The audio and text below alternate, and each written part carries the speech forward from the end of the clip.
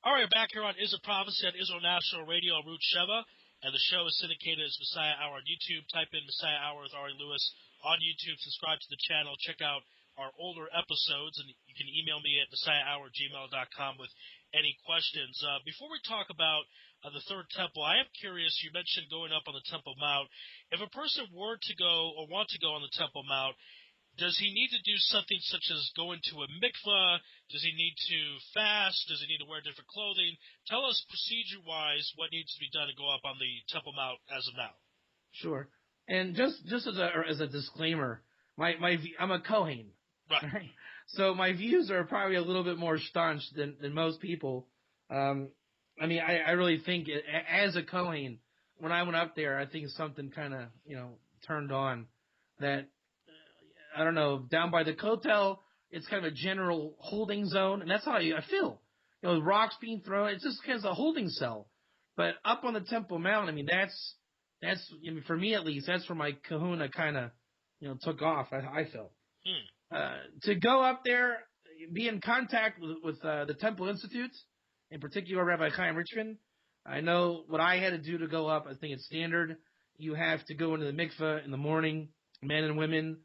Leather shoes, I forget if it's leather shoes or not. I think, no leather shoes, no leather belt, if I remember. He gives you a list of what to do, so it's not so problematic. You have to leave everything you can't go up with anything, you can't pray. Contact the Temple Institute. They give you a whole list and the times and what to do, and it's well worth it. It's an amazing experience. The not praying, though, is because of the secular Israeli government. That's not anything to do religious-wise. Right, yeah, exactly. The government is up there, the police officers, they keep you from praying. You'll be stared at by some friendly cousins, harassed by those cousins, and that's not so fun. But when I went, it was intense. You have a little bit of a stare down. There's pictures of it on the internet. Sometimes stuff breaks out, but we have a government that's not so friendly to the Temple Mount. So. And I understand that if a Jew prays on the Temple Mount, he could be arrested. Is that true? Yeah, if they're not going to watch every little thing you do, but if you show what you're doing, you're gonna find yourself in a bit of heat. Yeah. Wow. All right. Well, hopefully that will change very soon. Speed of our days. Let's talk about the Ramchal of the Third Temple. Tell our audience a bit about the Ramchal's idea of it. So the Ramchal is again the most general view. He ties it all together. His idea is that it does come from heaven built. We have to do our part, but I want to go more into what the Ramchal's temple is, right? In the work Mishkanei Elyon, the heavenly temple. He talks about when the temple comes from heaven, it comes through a Hebrew concept called Shefa. Shefa is bounty, heavenly bounty, such as that there are 70 nations. Each nation has a sar over it, Sin Reish Sar, which is a heavenly minister, and Zion is under the jurisdiction of God when it's not under the Israeli government. But God rules the land of Israel, particularly Zion, particularly the Temple Mount. Then that comes down, the energy comes down, which King David likens it to tal, which is dew. That dew, or the heavenly tal, heavenly bounty, good stuff, goes then out from Zion to the 70 nations, which was to say in the prophecy, the Torah goes out from Zion. And so all the nations get just their slight sustenance. King David likens it to the bird getting the worm, right? We all look for the worm every day. No matter what you do, you are a bird looking for your worm. And so that proverbial the bird's nest, which is a Kabbalistic concept, shooing away the mother bird, and in the Kabbalah, the Messiah is located in the bird's nest. That's all euphemism for the Temple Mount, and ultimately the temple when it's built. So all of that wormage comes down and out to the nations. Right now it's in exile, so it's kind of a shefa that's lacking its divine appearance. It looks exile, like, again, the grass overgrown on the Temple Mount, so to speak. And when there's a temple, And when, that chamber comes down by a temple that endorses sacrifice, an authentic Torah temple, and the sacrifice is in good taste, right? It's not some kind of slaughterhouse for the sake of slaughter. It really is about that sustenance. When people come to the temple, it's all in good. It's in good shefa. That comes down. It goes out, and that's what the temple is all about. Okay, so that's how the Ramchal sees it. Tell us about some other opinions about how they vision it. So the opinions are really non-opinions, and the Ramchal kind of has supreme ownership of this in terms of inside the temple. I mean, nobody even touches that other than the Ramchal. But through learning the Mishkanei Elyon, the heavenly temple by the Ramchal, I thought it was a fantastic piece. I mean, obviously everybody should get into that's interested in the temple would get into the Ramchal. But when I say fantastic, what I like about it, it's not a matter of opinion, you like or dislike, but what really grabbed me is Shefa. Is, in the temple, the Shefa is distributed and goes out to the world. The Messiah is the Mashiach. Mashiach means anointed with oil, to which the commentary suggests the oil is a signpost of Shefa. I mean, if you have an abundance of oil coming down your head, right? I don't think you're going to walk around like some kind of salad. What it is that the Shefa, the dew, is on the Messiah in a spiritual. So there's the perception of the dripping Shefa from him in the temple, on the Temple Mount, going out to the nations. That's the image. But inside the temple, you got to imagine all the world's Shefa at every moment is in that temple. And not only that, but when there are offerings, so you have Cohen Levi Israel Ger, you have the world's Gerim, 7 billion Ger in those days, are going to come to the temple. They all have a place in the temple, and whenever they make a pilgrimage to Jerusalem, they'll bring a sacrifice, which would be basically a heavenly barbecue. It is that. It gives the sustenance above. They'll eat it with the Cohen. It's a question whether the Ger eats it or not. I'm not sure yet. I haven't researched it that far. But the point is, it's a festive meal. Those involved will be in the festivities.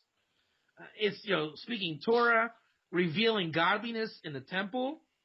And all of that shefa in the temple, you have to imagine, with all 4 parts of Israel there, Cohen Levi Israel Ger, it's a world by itself. I mean, the shefa there, as it's going out, even though it's a spiritual quality, there's a dynamic in the temple that you will actually see a proper world. I mean, it's not above, it's not below, it's a proper world of the Shekhinah in dynamic movement of shefa distribution to the world. It'll just be something, it's just godliness, straight up godliness. Now, that's very interesting because you don't hear too often of a concept of non-Jews or the Ger being involved with the actual temple sacrifice. Well, why do you think is that's not more known in the mainstream? Because number one, probably the biggest reason is every Ger in Isaiah that prophesies this, it is falsely interpreted as converts. So the people want to convert so they get into the temple. When really it's the Ger, meaning it's a reboy, it's converts, it's the non-Jewish Ger. Anybody who takes on the 7 laws and more will be in that temple, which is prophesied in the end of days are Gerim Grurim, which means the whole world will go Ger, which means the whole world will have a place in that temple, which shows, because it's called a Beis Tefillah, a house of prayer. It's a house for all the nations. It is the final, Makah Patish, hammer strike on this world. The entire world has a portion in that temple. The holidays, though, like pilgrimage, Jerusalem will be the center of godly activity, and the nations will be coming to and from Jerusalem to basically get a taste of the divine spirit. But there is a concept that once Mashiach comes, the Ger won't be allowed, no one will be allowed to convert to Judaism. Is that correct? That's correct. That's why there will be Gerim Grurim, the non-Jewish Ger. Okay. And tell us why is it? Because during the times of David Melech and King Solomon, the Jewish people didn't accept converts, and then after the Mashiach, we won't accept converts. Why is that? What's the reason for that? There's a lot of reasons, but one of the main reasons is that when the nations see how great Israel is in the times of plenty, that's not a kosher conversion. And so right now, when Israel's not so great, is when making converts is the priority. When we're on top and we have the redemption, so that means the conversion time is over and the Ger proper time is operative, and the world can then partake in the Torah, mitzvahs, in the temple explicitly as a full four-house Israel. The fourth congregation will be rectified, the house of Ger. Again, this is Israel Prophecy on Israel National Radio on Route Sheva, and the show is syndicated as Messiah Hour on YouTube. Subscribe to the Messiah Hour channel. You can email me, messiahhour@gmail.com. We're continuing the conversation with Rabbi David Katz of somazal.com. Let's talk about the Kabbalistic Third Temple. You're in Tzfat. You're in the Kabbalah. Tell us about it. So, I want to focus on the Kabbalistic side of this Shefa, right? Shefa is that which comes from the 10 Sfirot above the highest world, Atzilut, right? And the divine, divine quality and characteristics through the 10 Sfirot comes down in the next world, Bria, the world of the psyche, kind of the spiritual world of man, right? And then through Yetzirah, through the angelic kingdom, and then into Asiya, the world of doing, of action, physicality, right? We actually bring the offering. And then the influx goes up into the angelic kingdom, keeps them going. And that's how they get there. It's like their Energizer Bunny property, which operates the mechanism of man, the consciousness of man, ultimately to the souls of creation. So it's a cycle. And it's based on the temple's offerings on the altar in this world. That's it's like a catch-22, right? We want to be up above, but what fuels the above is what we do down here. It's a paradox. And what's interesting is we would view that as kind of a blood and gut and gory scene. But again, when you understand what comes down, right? We send up, but what comes down is the Shefa. Let me give you an image of what the Shefa would be. Sure. Have you ever seen Star Trek Deep Space Nine? Yeah, a long time ago, but yeah, I saw it. So there's like an outpost, and there's ships coming. You got the Ferengi's little bar. You have a dynamic. You have a world there, right? You got Cisco, the captain. You got the people coming and going, and there's always an ongoing story change in Deep Space Nine. Right? There's always a theme and local characters, foreign characters. That's a temple. You're gonna have your Cohen Gadol, who's always there. You're going to have your Mashiach who's there. You're going to have the Kohanim who are rotating. But what you're going to find is that the temple, just like there's a reality in the Holy of Holies. Can you imagine a reality in the Holy of Holies? Now the Kohen goes in there. You got the two Kruvim and the Ark. There's some kind of godly dynamic in there, right? I would hope so, yeah. Right. So that's the micro. The macro is the temple itself. Imagine that the closer you get to the temple, you're just kind of fitting God's story, right? You're merging with the divine.